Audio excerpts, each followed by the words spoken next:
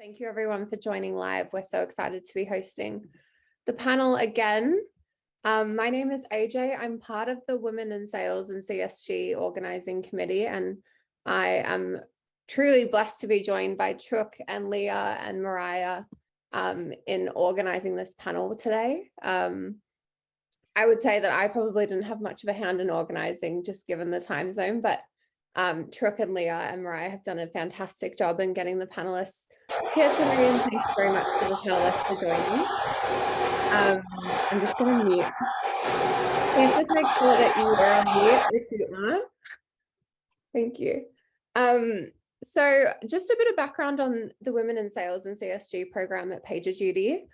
So it was founded in 2018, and the program really aims to give the women in sales and CSG at PagerDuty resources needed to grow their career.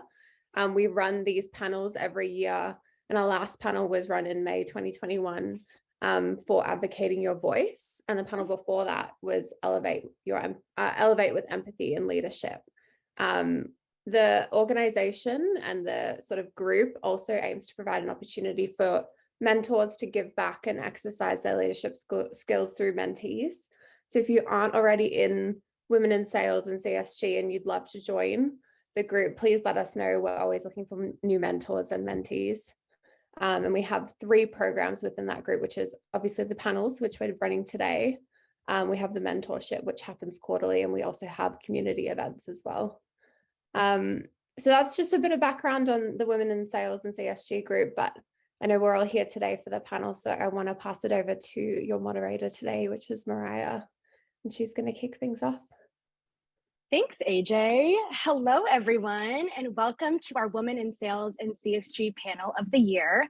Like AJ said, my name is Mariah Susu, and I will be the moderator for today's discussion.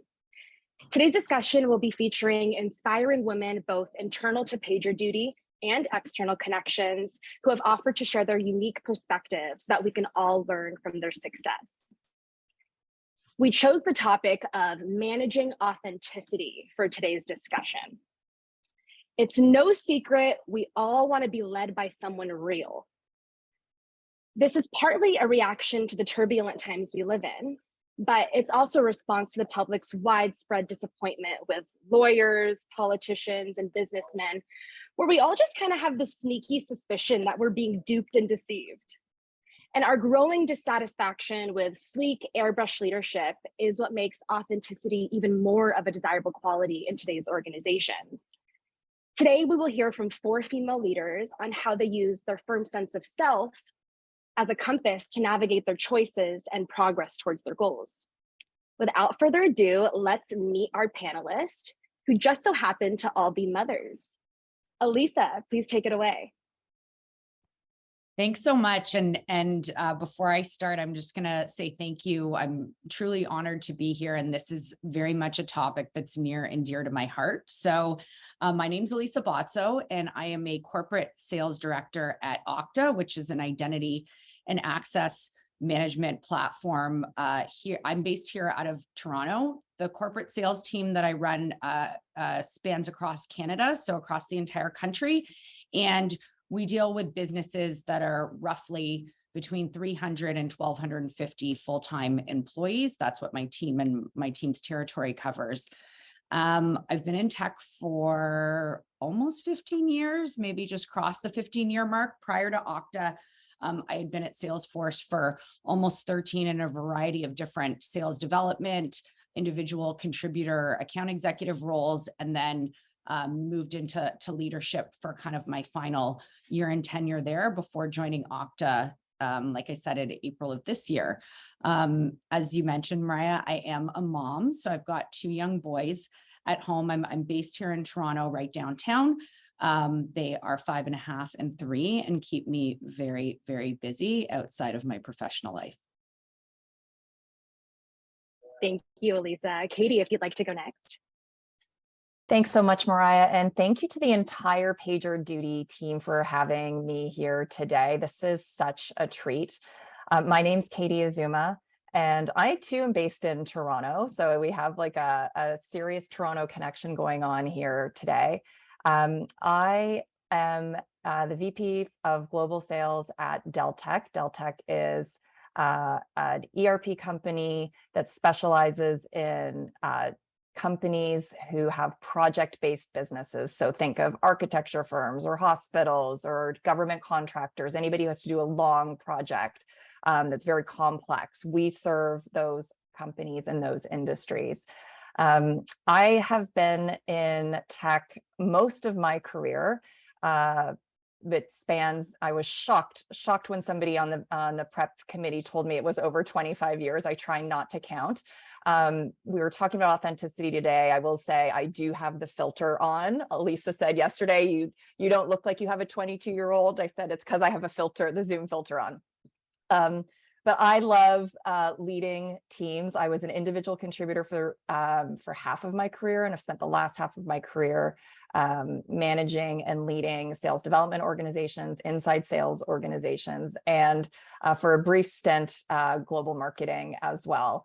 I just joined Deltek in April too. So relatively new to this company, and I'll say a special shout out to my team who's here to support me today. So thank you all, and I'll pass it back to you, Mariah. Thank you, Katie. Jill, I'd love for you to go next.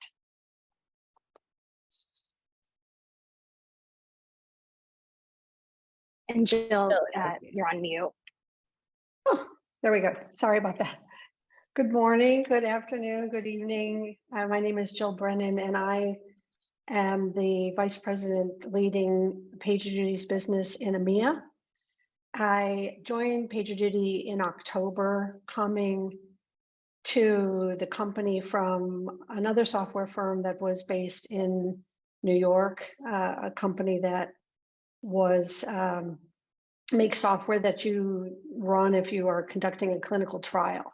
So it was very exciting, 3.5 years leading their business and business expansion in EMEA. And prior to that, I was with IBM for 24 years, starting in the Bay Area, starting in a technical role, individual contributor role, and moved into sales leadership. And from North America, and global roles, the company moved me to Zurich, Switzerland, which is where I live with my family since 2008. And just delighted to be here and to be part of this wonderful panel. Thanks for being here, Jill. And then last but not least, Michelle. Mariah, yeah, same with anyone else. Thank you so much for even inviting me to be here. I really enjoy being able to, talk to others about this and hear and learn from others. So not only am I here to sort of yap at all of you, but also learn from all of you and learn from the other panelists. So my name is Michelle Dizon. I've been at PagerDuty tomorrow for 3 years, and it's been a wonderful ride for the 3 years that I've been here. Previous to that, I was working in a cybersecurity firm here in Toronto that did span internationally, but was very, very male dominated compared to what we see and feel at PagerDuty. I'm also sort of, quote unquote, based out of the Toronto area. During the pandemic, we did take part in the mass exodus and moved our family back home to where I was born and raised, which is about an hour out of Toronto. I also have 2 little boys, so they also keep me very, very busy. And I do have a bun in the oven that's due in about 6 weeks. So I'm going to be busier too coming up. I think that this panel is just very, very applicable both to women and to men and to anyone in the technology industry. And I think that mentorship is a big part of how I think that I will continue to succeed. And I hope that others can look to this and can look to us and to each other to sort of help themselves grow. So I'm excited to be a part of this and to be a part of the wins team too. Thank you, Michelle. Oh my goodness, what a rock star panel we have this year. But before we get started with the questions, I did want to open it up to the audience. If you have any questions that pop in your mind, feel free to throw them in the chat. And if we have time at the end of the call, we'll definitely get to them. Okay, so let's kick things off. For the first question, I'd like to do a rapid fire question for the entire group. And this question is, what does authentic leadership mean to you?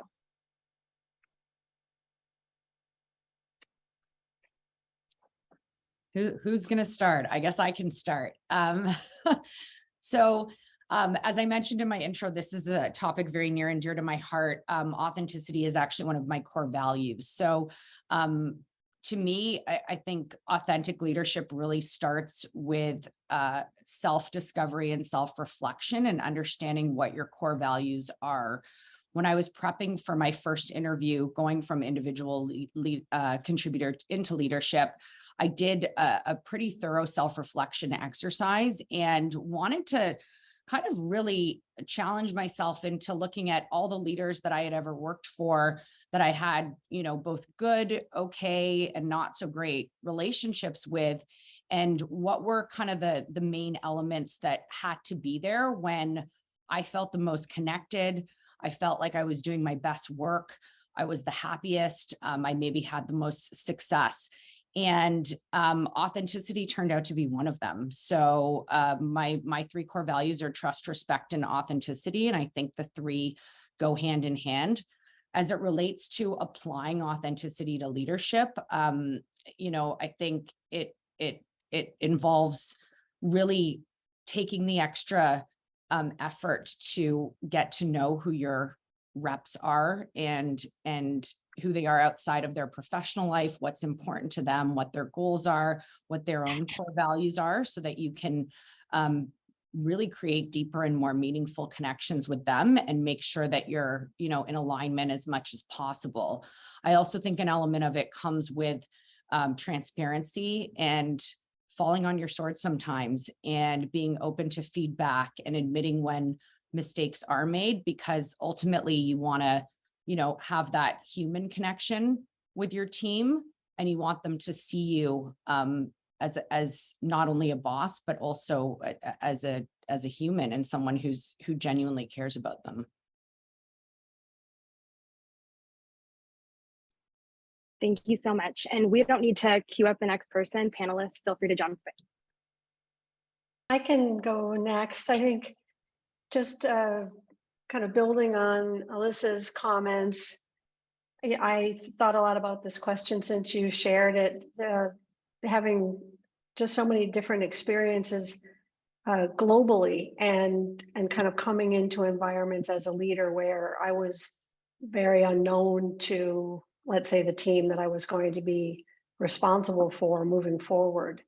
And I think so much of authenticity from me has come from also having a reverence and an appreciation for the people that I'm leading, that I'm going to be working with, and who are working for me, but technically I'm working for them. And I think you have to be authentic and only true to yourself from the perspective of landing in those roles and developing those relationships and those bonds. Because if you don't make those connections with the basis from the team that you are aligned with, I think then we have all know what it's like to work for a leader that it's about them and not about the team.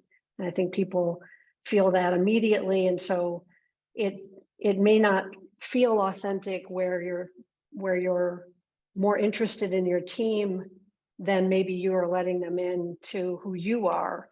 But I've often felt that I really need to get to know who my team is and have a care and an appreciation for them before I can really let them know who I am. And it's worked for me, but I've kind of put them before myself, and then my authenticity can come more naturally.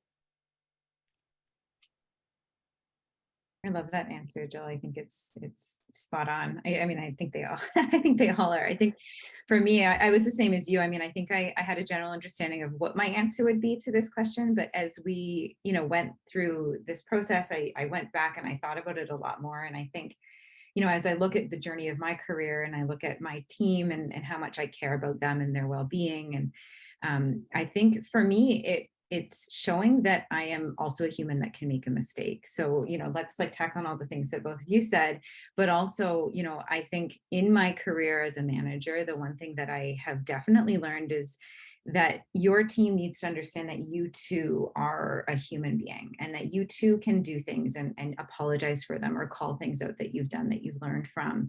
And that helps them really to know that you are authentic and that you are the person that you say you are. And, some of my team is here and some of them might watch it afterwards, but I have said I've made mistakes before, or I have said I've learned things before, and we all have, right? That's how we got to be where we are. But I think that if I think of, even as a mother, right, I think that's where I started to pull that value from really into my professional career. Is I make mistakes with my kids every day. And then the guilt of that, right, stays with you for the rest of your life, or your kids sort of forget about it immediately. But being able to go back to both your kids and your team and, your colleagues or whomever, your spouse, whatever it is, and say, hey, I learned from this, and this is the thing that I potentially could have done better or will do next time. That is something that, as an authentic leader, I really try and do on a regular basis. And hopefully I don't make too many mistakes, but when I do, I do try and make sure to talk about how I learned from them and own up to anything that I could do better. I'm not sure what I can add. I would say authentic leadership to me is really our ability to lead being true to who we are, this acknowledgement that we all have sort of a set of gifts that we're given or that we can develop over our lifetime, that we get to bring as a constellation and an offering to the people we work with and the people in our lives. So I think it's that ability to leverage those gifts and being true to ourselves. I think it's leading with both our head and our heart. And I think as I was reflecting on the concept of authentic leadership, and we talked about this last week, I really believe that two preconditions have to sort of be met for us to be able to authentically lead, or even to be authentic, especially in the workplace. That first one is that our organizations have to provide us with a safe and inclusive environment. If they don't, it's very hard for us to be ourselves. And so I think that it's important to know if you're feeling like you can't be your authentic self, it may not be you. It may be the environment in which you are. So not saying any, but I think that's important to know, is that because we're all here talking about something that sounds simple, but really is quite complex and quite difficult to achieve, I think. The second condition assumes that we are all ethical and values-driven individuals, that we're good people, and that authentically we have something good to offer. And I think that's important to know too. And Elisa talked about that being very values-driven, and so did Jill, and so did Michelle. We have a set of values, and that drives our behavior, and that drives our standards. And I think if those two preconditions exist, that we are fundamentally good and ethical people, and we operate in a safe and inclusive environment, then authentic leadership allows us to be who we are. Thank you so much for all of those answers. Elisa, you mentioned that you're a very transparent person. I'm curious to understand, how do you avoid disclosing every single thought and feeling with your team while being able to still stay true to yourself? And why do you think that's important for a leader to be able to do? Yeah, I think, I thought about this question a lot as well. And I think that one of the best things that we can do as leaders for our teams is to be a good filter. So there's certain things that we discuss at a leadership level that frankly reps don't need to know, because they would be distracted by them. And it's not because we're trying to avoid transparency. It's really because we're trying to keep them focused on the right motions, behaviors, and areas that help them remain motivated to reach a common goal. So when I'm entering conversations with reps individually or with the team as a whole, I always try to keep in mind, what are the 1 to 3 things that are imperative for them to know or need to focus on, and what are the whys behind those? Because if they understand why they're being asked to do something, and we're not boiling the ocean, I was told once, if everything's a priority, nothing's a priority. So how can we kind of distill those focal areas down that put the distractions or the white noise sort of aside and get the reps to focus and be in the most productive kind of mindset possible, and while removing any barriers that would impede them from reaching their goals, and including things that aren't important or they would see as a distraction. As a rep myself, hearing that perspective from a leader is really beneficial. Jill, authenticity has often been thought of as the opposite of artifice. Artifice is something that is very straightforward, sincere, and uncomplicated. But that conception of authenticity is not only simplistic, it's also kind of wrong-headed. Leaders who assume that their authenticity stems from this uncontrolled expression of their inner selves may actually never become authentic leaders. Talk to us about how being truly you has allowed you to increase authority and approachability. I think having kind of grown up in sales roles and kind of from the onset of my career, again, kind of starting as a sales engineer, sales consultant, and kind of being the junior person on the team, and then kind of being successful and kind of moving and progressing through a lot of opportunities to learn and experience, different types of leadership styles. I learned pretty quickly that as a leader, and I think my first leadership role, I had to lead a team that I had been on. So I was like a battlefield promotion where I became the leader of the team that I had just been a rep on. And so I've carried this, with me ever since, where, I never ask my team to do something that I can't or wouldn't do myself. So I think it's really important to be able to, at any level, any spectrum of what you may be asking your team to do, to know that you are going to also pick up the shovel, you're going to get your hands dirty, you're going to get into the trench and really be there with them if you're asking them to do something that might be super challenging or complicated. And once they see kind of day in, day out, consistently that you are committed to them being successful, them individually, them as a team, and that you don't behave differently on the good days versus the tough days. I think that allows you to have that level, I'll call it, of authority, where they know you're committed, they know you're willing to run through walls for their success, but actually you're also quite approachable because they know that you're someone that they can rely on.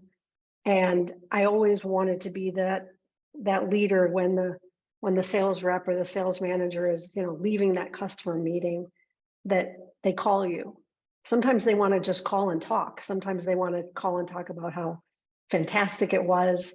They got the order signed, or sometimes they just want to call and talk about how awful it was.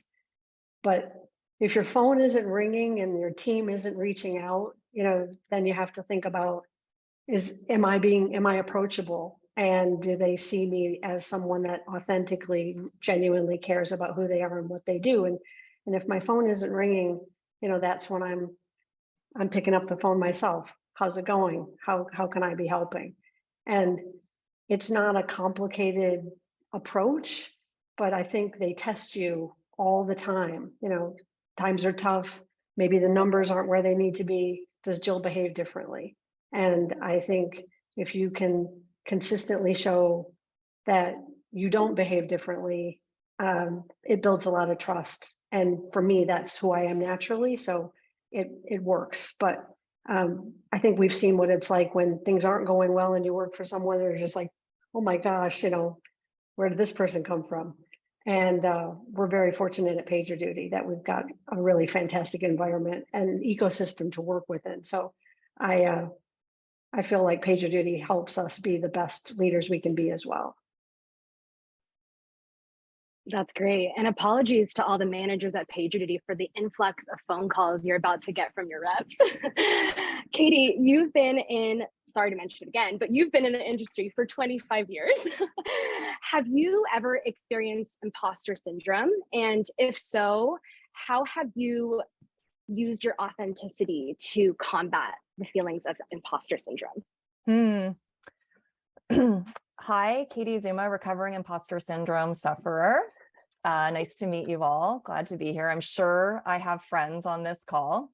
We operate in silence, I think, most of the time, but I'm so glad we gave imposter syndrome a name and some spotlights over the last few years. That's been really empowering. So yes, I do suffer and have always suffered from imposter syndrome. And so for those of you at various stages in your career, what I'll say is it's something that I think I use now more as a superpower or more as a strength. I try to channel it as a strength than a hindrance and something that's going to hold me back. I think earlier in my career, I used it a lot more, or it used me, maybe it controlled me. And what I've discovered is that if I can channel the behaviors that come out from imposter syndrome for good, then I can leverage those productively. And it also allows me to kind of strip away the behaviors that I think are counterproductive and maybe keep me from realizing my true potential and being who I am. With regard to how imposter syndrome can affect how we lead authentically, I think the further you go in your career, I think it's important to tell people that you have as many insecurities. You're human. We were talking about being human on this panel, and I think it's important to share that you're as human as anybody else, because there is naturally a gulf between people as they go throughout the organization and rise in seniority, and some of that is just by organizational structure. Some of that is because of bandwidth, and we can't be everywhere we want to be all the time.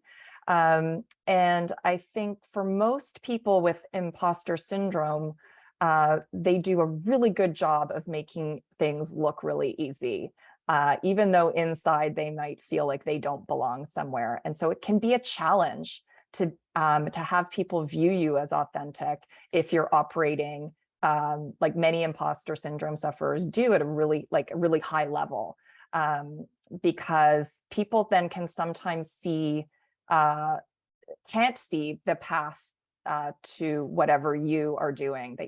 It's like magic. I think of it like like you're performing some kind of magic and they can't figure out the magic trick behind it. So I think that honesty is really important. I don't share, like, it's not the first thing I'll tell people. Hi, well, except for all of you.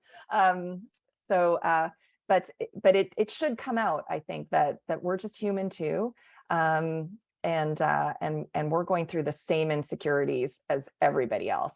And I think that's what makes the fabric of our work life so rich, is when we get to share those things.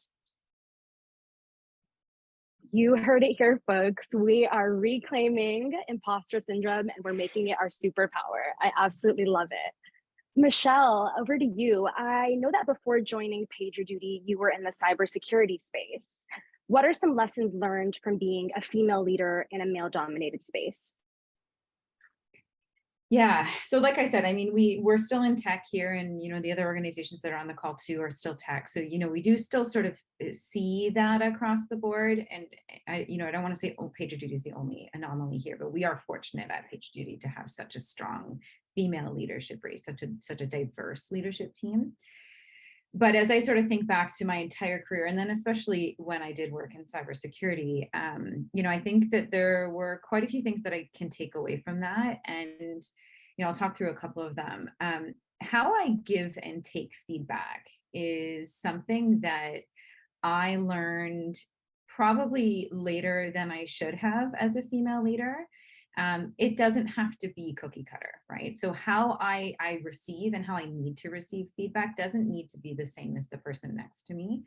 And being in a male-dominated industry as a young female, first, leadership position on a leadership team outside of sort of running my own organization, so I reported to myself, I really needed to learn that just because the male sitting next to me takes feedback in a certain way doesn't mean that I then have to expect my feedback to come in that way. And I wish I would have known that earlier, to put my hand up and say, I need more from you, or I need less from you, or I need it in this way. And so, one piece of advice I would definitely give is, if you're not getting something from your manager, male, female, anything, make sure to identify what it is that you're lacking from that feedback or the feedback you're giving to them, and, articulate that, because that is how you're going to grow your career. That is how you're going to help yourself with that imposter syndrome. That's how you're going to sort of get through some of those things and really learn and grow from any type of feedback that you're getting. And feedback truly is a gift. But it has to be delivered in a way that you can tell that it's a gift, right? And learn from it. The other thing I'll say is having kids. I was saying to the panelists before, when COVID started, we all saw those funny videos where, a TV host had like their nanny and their kid crawling in the background because it was embarrassing to have, or thought of as embarrassing to have your children, God forbid, like at your house when you were doing something. And I distinctly remember being on calls with like closing deals, big deals with my last organization. And my kids would be in the background and my cheeks would flare up. And I'd be like, oh my gosh, am I going to be taken seriously as a young female leader with my kids screaming in the background, like my baby calling mama in the background. And I do have to say, one of the gifts of COVID was it allowed us to realize that, this work-life balance thing that we've been talking about for, ever, it's a real thing, right? We are not just people that you see at work. We're also people that have lives outside of work, and now they've been melded together. And so one thing that I felt for a long time was this sense of failure everywhere, right? And this is very common among young working parents and young working moms, especially, where I'm an A-type personality. I'm used to controlling everything. I'm used to having things like my ducks in a row. And as a parent and a working parent, you often come away feeling like, well, I didn't accomplish what I wanted to at work the way I wanted it to, and I'm not doing it at home either. So I'm just failing everywhere.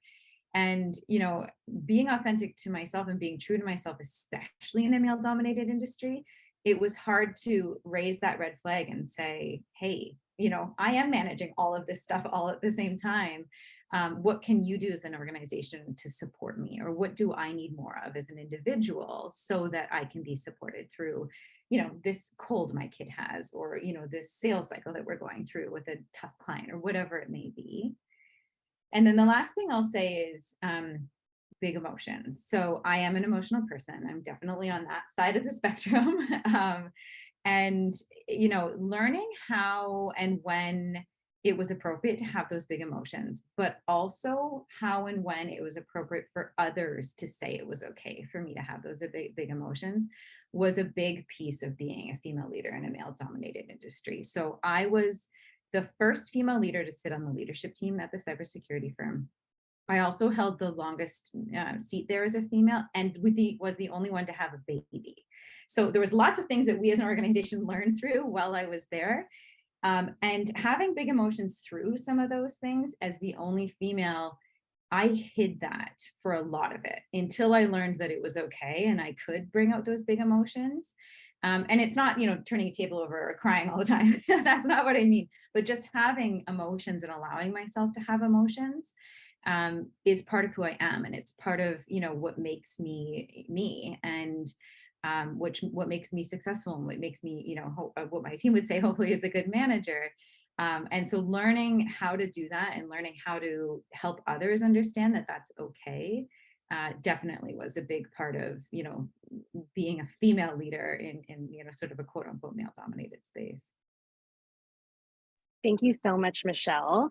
And you also talked about being a mother in your last answer. So I think it's very fitting for this next question that I'd like to propose to the entire group. With all of you being mothers, I'm wondering if you've ever been in a situation where you had to maybe compromise your obligations to your family for career growth.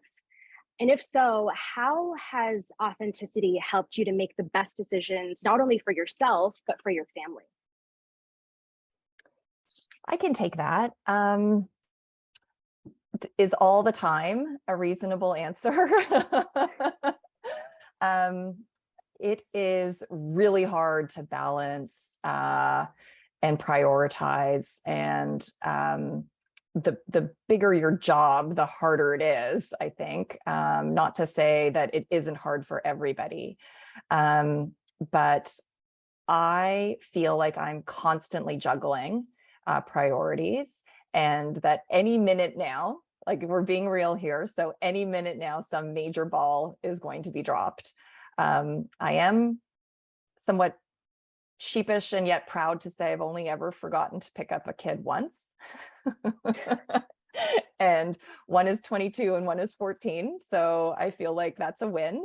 And it was just last year, or earlier this year. So we had a really good track record there. But yeah, we're always making trade-offs, and sometimes to the detriment of our work, and sometimes, unfortunately, to the detriment of our relationships and our families. I think that's just a reality. At least it's been my reality. And one of actually the big reasons I came to Deltek was because it's focused on culture and balance, and this insistence that we have lives outside of work, and that we don't spend our weekends emailing each other, and at 6 o'clock or 5 o'clock the meetings end, which was not my reality before.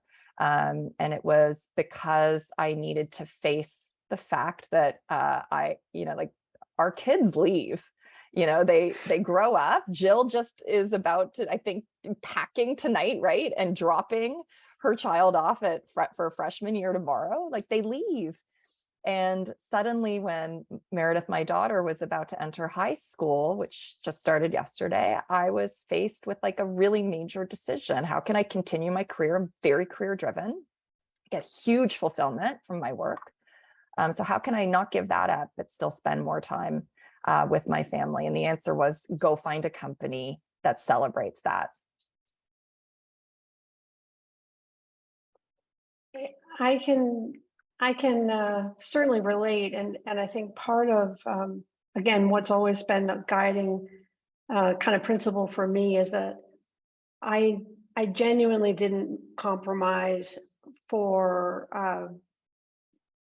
my work, my family, and decisions that we made, and from, I think, the outside looking in, it probably seemed like just the opposite. I mean, I've had a number of international assignments where I've lived away from my family for months. I lived in Europe when they were living in New York. I've lived away from them many times, but for our family, it worked. And I've got a great husband, I've got great kids, and like we all do, and on this panel, and I think part of the struggle for me was more of am I being judged for making a career choice when I know that for our family, this actually works for us just fine. And it's not that I am prioritizing my aspirations over my family. And in the instances when it didn't work for me, I was very comfortable saying, no, it doesn't work for me to make that move to Dubai. My son's just about to start kindergarten. And as Katie just commented, he's a senior in college now. And we got through things. So I do think you have to do, I'm a big believer, family first. And if the company can't handle family first, then it's probably not the right company. And it's what you kind of make of it. And if you're thinking that you need to make a choice because it's the right thing, but it genuinely isn't the right thing for you and your family and your life, then I don't think you can blame the company. I think it can be something that, like, you made the decision. So it's all, you're all going to be presented with choices. And I just know that for me personally, I never compromised what that choice would mean for my family. And so far, so good. That's awesome. This next question I'd also like to propose for the group as well. Can you think of a time when maybe your authenticity was challenged? I can. So I think, especially earlier on in my tech career, when we didn't talk about things like gender biases or stereotypes as often, women were really thought of as more emotional creatures than men, and we were discouraged from showing emotion in the workplace. I remember I was really junior, and there was a senior executive women's panel just like this one that I attended, and the panelist, who was an SVP of finance, talked about how she was really trying to manage her emotions in the boardroom, especially when she was in a room with all men. And being mathematical, because she was in finance, her little trick was doing math in her brain when she felt her emotions, when she felt like she was going to cry, when she felt like she might have some sort of emotional outburst, to kind of channel the different side of the brain's energy. And so for the longest time, I thought, oh my goodness, this is an amazing tip. And I started using it, and it worked. But I think part of that was because, we were also taught that, crying equals vulnerability equals weakness. And that's just simply not true. I've actually, evolved to come to know very strongly that vulnerability is a strength, and it's a way to humanize yourself as a leader, as an individual, and make deeper connections with folks. And so, that's not to say we should be bursting into tears, all the time. But I think it's wrong to, dissuade people from showing emotion, and women especially, because we're all human, and humans get emotional and they cry. I love the tip of doing math in your head. I usually just eat a bag of potato chips when I'm feeling emotional, but I think that's a good one that I'll try next time. Does anybody else have an answer to that question of their authenticity being challenged? Yeah, I have an example. It was ages ago. And, I was very junior in my career, like just finished my master's, had hopped around a couple of times to find a job. And I felt like the job I had was really, really important. It was sort of like my gateway to my future. And, and I had a manager, and it was a female, and she would make comments to me about my appearance. Again, first job, right? I remember I had a nose ring, and I took my nose ring out for this job. Like, I was very serious that this was going to be, this was going to be my gateway, and put a suit on and went to work, was always early. She would make comments. I was responsible for training a number of sales people in an organization, a couple hundred salespeople in an organization. And so I was constantly facing either clients or facing the sales org. And she would make comments about, wear your hair down when you go and do this, because when you wear your hair back, you look bitchy. And she would say, we would go to conferences. Yeah. She would ask me to wear a wedding ring on certain occasions and take it off on certain occasions, because it would help do certain things to cross deals or cross lines or make a point. And again, at that time, I was so young, and she was very, she was gorgeous, and she was, very powerful at the organization and had a great career. And I thought, okay, right, this is what you do. This is as a woman, this is just what you do, right? You put your heels on every day. I had to wear heels every single day. And, I now look back and think, if I could just like reach back into my past and shake myself a little, I would have been like, why would you do that? Why would you listen to this woman? But at the time, I just really felt like that I have to do these things. She's doing them, so I have to do them. She's gotten here somehow. And I do think we've come leaps and bounds, even in a period of time from when that happened to now, that most women would be like, no. But I'm sure there are still experiences where women feel like they have to act a certain way, they have to dress a certain way, even without being told. And so I think that talking, like even having us in a room talking about something like this to the 60 some odd individuals that are here, hopefully there's one piece of information that all of those individuals and all of us take away, and then that sort of breeds itself to more people knowing that that's not the way that you need to behave, right? That's not the way that someone should talk to you or tell you how to be. So that was, and I actually had nightmares months after leaving that job about working there. I think because it was so against who authentically I was and what I wanted to do in my career at that time. Thank you. I'm curious to know, how does the panel feel that authenticity in the workplace has evolved over the past 5 years?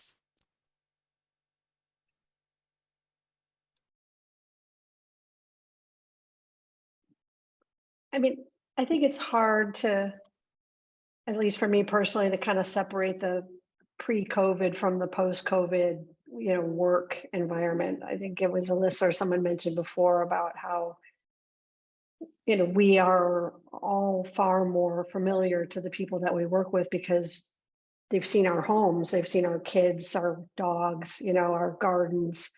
And that was just something that didn't happen before. You were really that persona at work. You were the persona that showed up at the office or showed up at the meeting or showed up at the kickoff, but people didn't know about, what your kitchen looked like. And they certainly didn't know the names of your kids or other things that maybe your immediate team did, but not just, someone that you worked with. And I feel like it's just a wonderful thing now that everyone can, we have this saying at PagerDuty, and I'm sure they have it in other companies, just bring yourself. And, bringing yourself at first isn't so, it's not necessarily familiar if you haven't been doing that. And I think COVID, for all of the dimensions about it that were terrible, that was one outcome where I think we're just far more accelerated now that we can be ourselves and be authentic in work every day, whatever kind of environment we're in. And I think it's now very, very acceptable to say, hey, I'm dropping my child off at school, but I'm going to take this call after I'm done. And I think there's far more of an appreciation because you've met the children or you've seen the dog and you say, don't even join the call. Dial in after you've dropped your child off at work. Let's make the family a priority because you have so much more of a connection to the people that you work with. And I don't think that would have accelerated to the extent that it did if we hadn't had the pandemic. Yeah. I agree. First of all, I think the pandemic sort of flattened the time-space continuum in some weird way. So like, who even knows where we are in that? But, I think for some of us, authenticity is easier to attain than others. And I think that's a reality we are still faced with. And I think back to the early days of the pandemic, and if we remember that terrible moment in our history and the murder of George Floyd and the worldwide protests and riots that took place. And for me personally, that was really troubling. I mean, like, of course it was troubling. Sorry, okay, understatement of the year. But I also found it very disorienting as a Canadian, because I think we had always sort of thought in our society, for all the Canadians out there and for those who aren't, I think we had always sort of thought we were, we weren't racist. We didn't have any systemic problems. And I think what happened when that worldwide sort of reckoning happened and unfolded is that we started to realize that we do. And I think that is a barrier for people to be authentic. So I think we have made progress, and I think we should honor and acknowledge that progress. And I think I'm bothered a lot of the time by the fact that not everybody can feel as comfortable and confident being their self as maybe I can. And so I think there's still a lot of work for us to do. And I think back to that moment. I had a team at the time based in Minneapolis, and some of my people lived 3 blocks from where that occurred. And so for me, this was like a very important moment, significant moment in my own development that I think we need to carry forward as we search for ways to help others be authentic. Thank you, Katie. And I think we're doing pretty good on time. I actually have a question from the audience. Abby's asking a two-part question. She says, I feel like I have mentors that have played a huge part in my career. Have you had any amazing mentors or been a mentor yourself? And any recommendations on finding a good mentor? That's a really awesome question. I think actually, one of the things I would suggest to everybody is, take as many mentors as you can possibly fill your cup with. But, definitely don't utilize them just for like a, hey, how's it going? Like, be prepared and definitely know what you want to get out of them, because it is, people's time is very valuable. I would say, again, as I went back and thought about, authentic people in my past and how I've learned from them, my old CEO was probably one of the most impactful people I've ever met from an authenticity, both overall as a friend and, but as I look back at people who were authentic, he definitely was one of them. And there was multiple reasons why. And I still look to him, semi when I can connect with him, but we're both super busy, as a mentor in many different ways. He was and is a phenomenal father to his kids. He was an incredible leader, and the type of person who stayed true to himself through, starting an organization, growing that organization, and then taking it to the next phase. Everything that he did and every step that he took, he very much did it in a way that he, didn't lose sight of who he was and where he wanted to be. And a lot of that was supporting his people and supporting the people that had sort of built the organization with him. And in that, it also meant that the people he hired and the people that were closest to him were very truly authentic people that I could learn from too.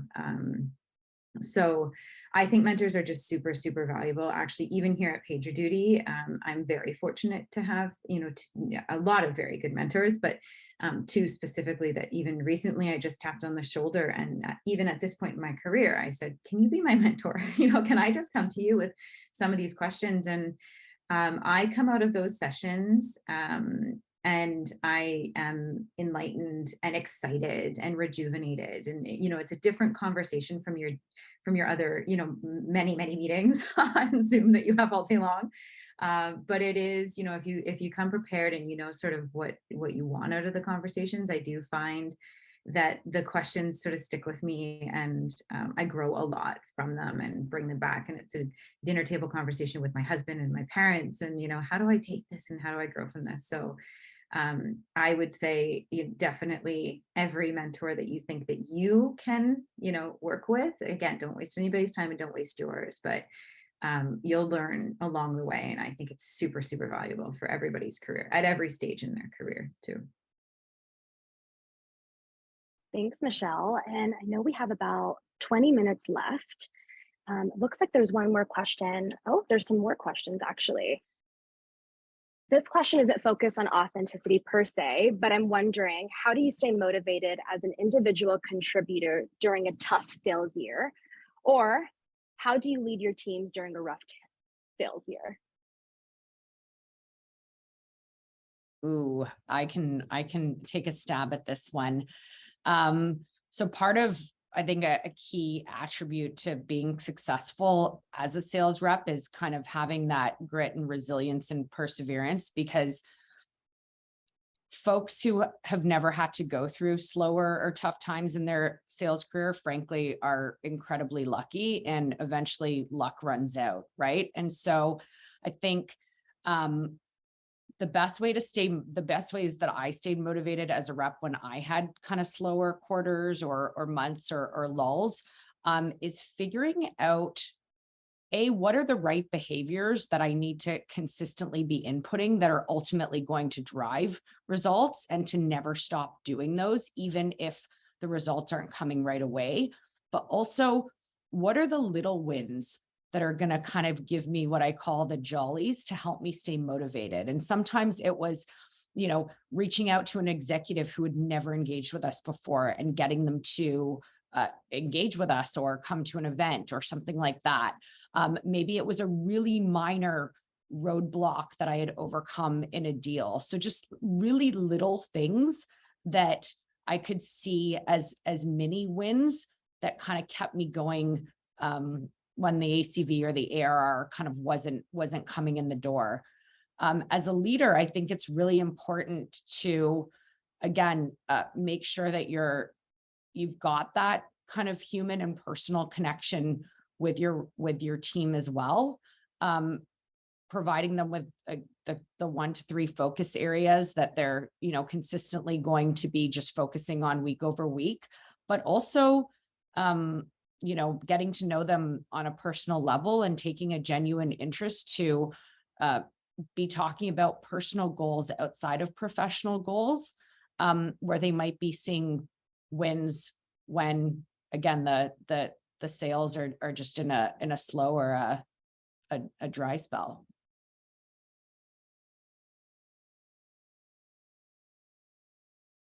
Thank you, Elisa. And I actually see a really good question from our very own AJ. The question's to the group. She's asking if any of you have ever had feedback from your team, either positive or negative, about your own leadership style. And if it was constructive, was it challenging to take this feedback? I have one that I can share. It happened a while ago, but it certainly was very helpful feedback that hadn't even occurred to me. And maybe some of you will nod and say, okay, well, that's just a kind of leadership 101. But personally, I am not a big sleeper. I never have been. And so I'm like a 4-hour a day kind of person from childhood through adulthood. And so, I used to send a lot of, emails. I used to work, I would work all the time, work after I put my kids to bed. And so I was sending mail and someone I had a new team and one of the leaders on my team that I didn't know very well said, it doesn't really help for us to be getting this mail from you at 10 o'clock, 11 o'clock at night. And I said, oh yeah, but you don't need to do anything with them. And they said, well, it just doesn't work like that. And it was so kind of stunning that he was brave enough to share that feedback with me. But actually, I've never done it again. I kind of stopped immediately, where even if I draft something, even if I'm drafting a Slack, I don't press send until literally like 9 a.m. in the time zone that person is in. Try to be very careful about that, because he said, like, in your position, someone's going to read your mail. And if they, and the last thing you want to be doing is the thing that is popping up on someone's phone before they're trying to go to bed or say goodnight to their family or, read a book. And I gave him a lot of credit for giving me that feedback. And I think it was immensely helpful to everyone that I've ever been on a team with since. And it's minor, but it went a long way. That's great. Katie, you went off mute. Did you have one to share as well? Yeah, well, I was going to say it's always a gift when we get feedback, whether it feels like a gift in the moment or not. And I hope we treat it as such. All of our behaviors are so learned, they're so deep. It's really hard to unlearn behaviors. And some of the things we do, we don't even know we're doing. And so I really appreciate the honesty that my team has with me, both here at Deltek and then at other companies, where they feel comfortable and confident, like Jill was saying, to have that scary moment to say, it's not landing the way you think it's landing. I think that's really important because, at the core, we're here to get some really amazing work done. And sometimes we let that get in the way of what truly matters, which is the people around us. So whether it feels like a gift in the moment or not, it always is. It's always a gift.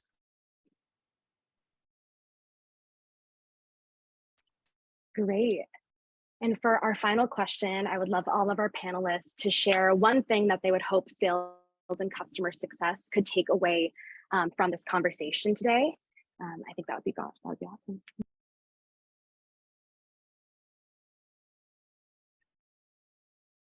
Hey, I mean, this just kind of echoes what we've been talking about this entire time, but I would say, know yourself, do the self-reflection exercise if you haven't already, because you can't be authentic if you don't know who you are as a person. So know yourself, get to know your core values, understand your purpose and kind of what makes you tick. Believe in yourself. We're all human. And we're all individuals and here for a very good reason, and aspire to do great work, and be true to yourself. And I'll say that those three things will make you have deeper and more meaningful connections with your peers, your leaders, your customers.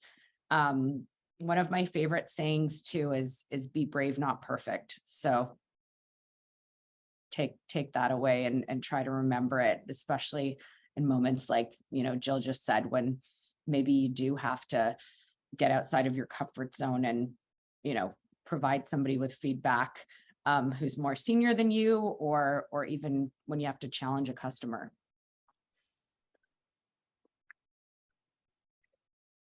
I also think it's really important from an authenticity perspective to have a voice. If you feel strongly about something, if you have a perspective, especially whether you're a leader because that's your title, or you're a leader because that's who you are naturally, and you're leading as an individual contributor. I think it's absolutely know yourself, and I think there's a benefit of having kind of confidence, not arrogance.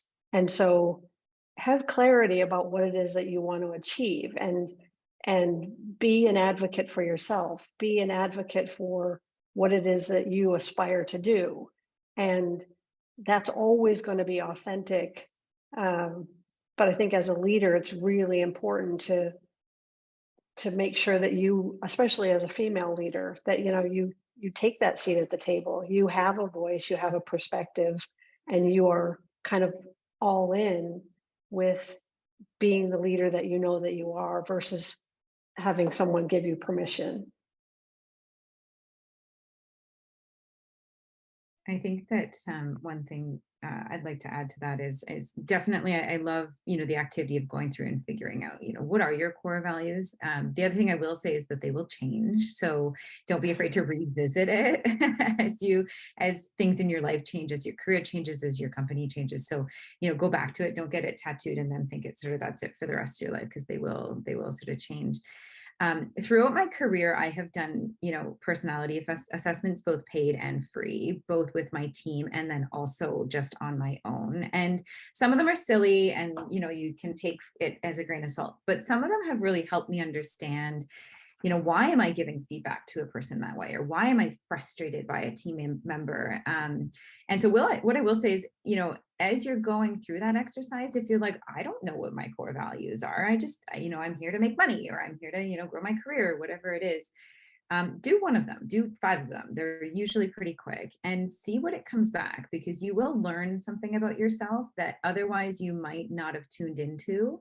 And I almost guarantee that you'll take that, and over the next week or so, you'll hear yourself telling, oh, right, this is why my back's against the wall in this situation, or this is why I'm feeling that way.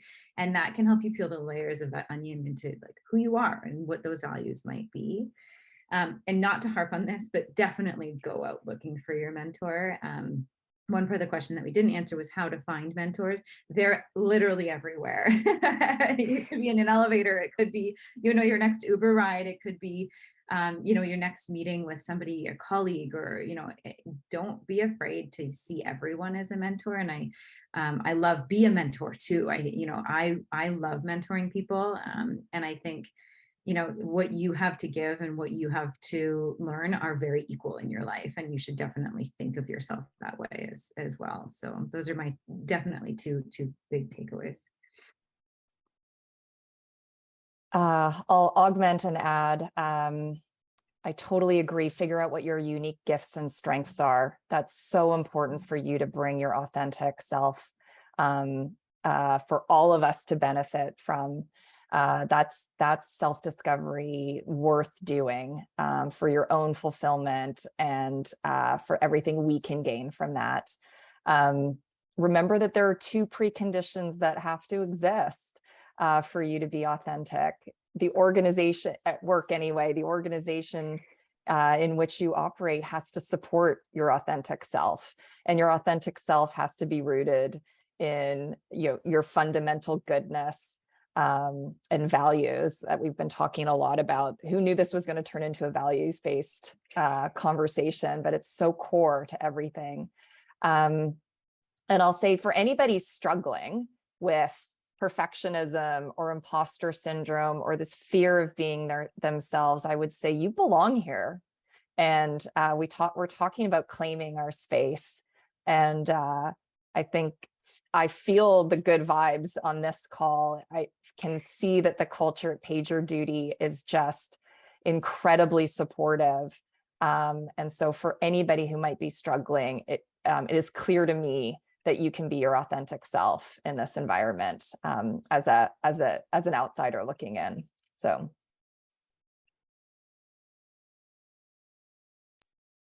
Wow, I can't believe we all got through that. Perfect timing.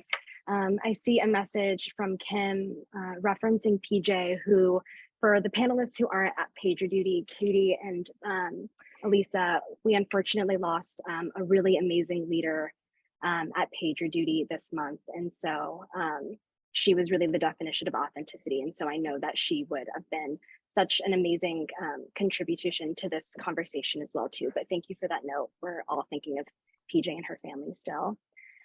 But it looks like we are up on time. I just want to thank you so much. Thank you, Michelle, Katie, Elisa, Jill, for those truly insightful answers that were seriously so applicable to all of us who chose a career in sales and customer success. And I also wanted to thank Truk, Leah, and AJ for all of the outstanding work that they did behind the scenes. You are all so amazing, and it's such a privilege working with you. And thank you so much to the audience for taking time out of your day to join us. Our hope is that you leave this conversation feeling refreshed, encouraged, and inspired to bring yourself, earn trust, and have heart. Goodbye, everyone. We'll see you next year. Thank you. Thanks, everybody. This was awesome. Bye.